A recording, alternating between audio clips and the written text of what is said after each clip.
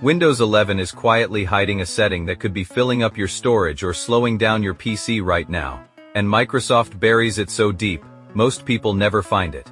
I'll show you exactly where it is, and how to fix it in under 90 seconds. It's called Storage Sense. And on almost every Windows 11 PC, it's either turned off or set up wrong.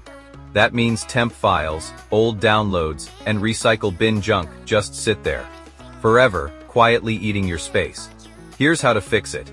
Hit the Windows key, type Storage Settings, and hit Enter.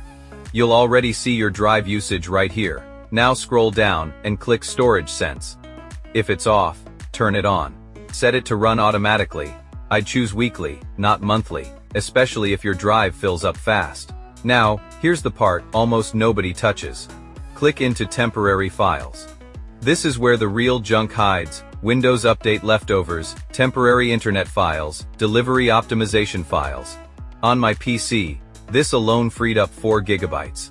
Check the box, hit Remove Files, and it's gone. No restart needed. While you're in there, one more hidden setting worth checking. Scroll to Advanced Storage Settings and click Drives.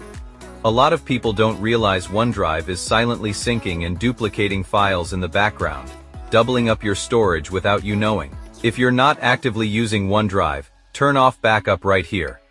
If this is helping, hit subscribe. I post quick Windows and free tool fixes like this all the time. Here's a second quick win before we wrap up. Go to Settings, System, Notifications, and turn off Suggest ways to finish setting up my device. That's the build. In Ads and Suggestions, Microsoft shows you inside Windows. 5 seconds, and your whole experience feels cleaner. That's it. 2 hidden settings, 0 cost, and a lot more storage back. Try it right now while you're watching, and drop a comment with how many gigabytes you got back. I'll see you in the next one.